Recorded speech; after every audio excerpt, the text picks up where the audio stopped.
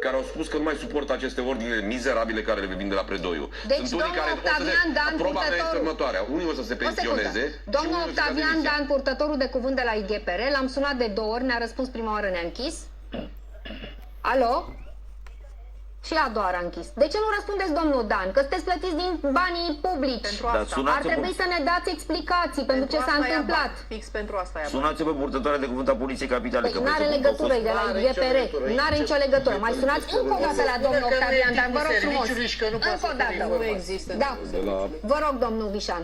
Da, deci există oameni în sistem care, ați auzit și dumneavoastră că unii și-au dat demisia, inclusiv după ce s-a întâmplat la Biroul Electoral Central, inclusiv după ordinele pe care primesc, care mie mi-au spus că vor să se retragă din sistem, unii prin pensionare, alții prin demisie, pentru că suportă ordinele pe care le primesc de la Predoiu direct. Deci atunci când întreabă cine dă acest ordine, îi spun Predoiu. Deci cel care induce sau instituie acest stat polițienesc în acest moment în România este ministrul de interne. De ce face lucrul acesta? În primul rând pentru ca să intimideze pe oameni să nu mai susțină o cauză pe care o susțineau. În al doilea rând, să le fie frică să vină pe 26 martie în piață. În al treilea rând, toți cei care sunt luați, deci eu când mă gândesc la domnul Niculescu, nu?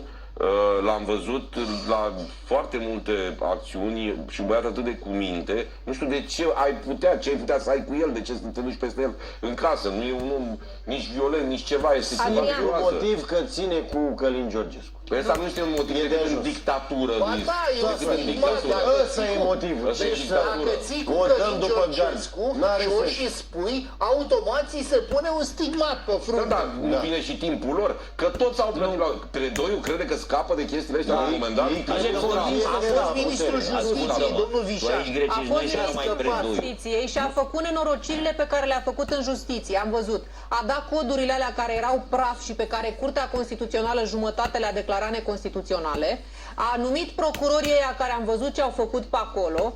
Toate nenorocirile care s-au întâmplat în mandatul domnului Predoiu și din cauza mandatului domnului Predoiu. Acum, lăsați-mă o secundă. Acum s-a mutat la Ministerul de Interne și dacă este ceva mai crâncen decât ceea ce fac procurorii, atunci este ceea ce fac milițienii, pentru că nu mai putem numi polițiști. Da. Adică polițiști de bună credință există, dar ăia care fac mizerile astea nu se pot numi polițiști. Și vă mai spun ceva, nu este doar pentru a băga spaima. Ei acum cumva au intrat așa într-un fel de vrie și pentru că a apărut Comisia de la Veneția cu raportul ăla, așa cum a zic, stați așa că le arătăm, ne prefacem că facem dosare, ne ducem peste ea, că înțeleg că au fost vreo 40 de percheziții, adică au luat pe toți. Și pe cine au găsit ei acolo că vorbea pe TikTok și zicea votați ce ziceau ea să voteze acolo? Pe unul de pe la Timișoara, care nici măcar nu e mare valoare pe TikTok. Nu există nimic. La Craiova au fost percheziții. Să zică, uite, domne, să vedeți și mai aud, știți care este teoria pe care o răspândesc acești hashtag pe Dar să ne arate și nouă probele, pentru că până acum tot ce a apărut în spațiu public, dat pe surse, la presa lor, la oamenii din presă, au fost niște făcături scoase din context de acum 3 ani de zile, nu erau chestii de actualitate. Și merg mai departe. Zice Bogpiar a plătit? Da, zice Bogpiar, că îmi plăcea mea. Și zice după aia, hashtagul completează acuzația și zice, păi este imposibil ca Bogpiar și ăilalți să fi plătit fără să fi știut și fără să-l fi pus Georgescu și ai lui. Cine plătește așa doar pentru un candidat, zice? Și așa se face, exact, știți cum era la Năstase rechizitoriul scris. Dar eu vreau să vă spun ceva, pentru că au sărit toți acum și au spus, sunt unii care spun, domne, este bidon, este din față. Și... Ok, hai să spunem că e adevărat. Unde au fost serviciile până acum? De ce l-au descoperit doar acum în campania lui Călin Georgescu, dacă e așa? Pentru că înțeleg că acest om, eu nu mă uitam pe TikTok înainte, dar înțeleg că acest om de ani de zile bagă bani în diverse vedete. Bagă bani în tot felul de influență. Și atunci întrebarea mea, unde a fost domnul Anton Rog? Nu, dacă era ceva ilegal, dar nu e ilegal, că asta este ideea. Păi bun, dar întrebarea mea este dacă e așa cum spun ei. De ce până acum la campania domnului Georgescu n-a deranjat pe nimeni? Păi domnul Rog nu este interesat de ce se întâmplă pe TikTok. De bine pregătiți încât ei habar n-aveau că iese Georgescu.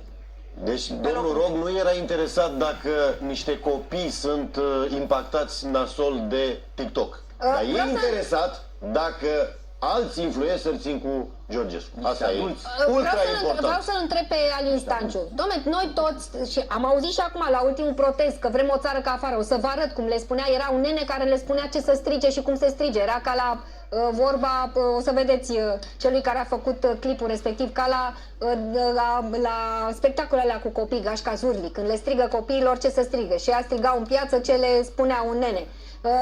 Domnul Alin Stanciu, ai văzut vreodată în Danemarca asemenea comportament?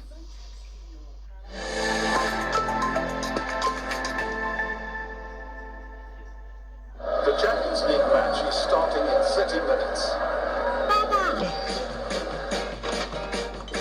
Virgil, Jerry, Totti! Totti? My lucky sock. Honey, my sock.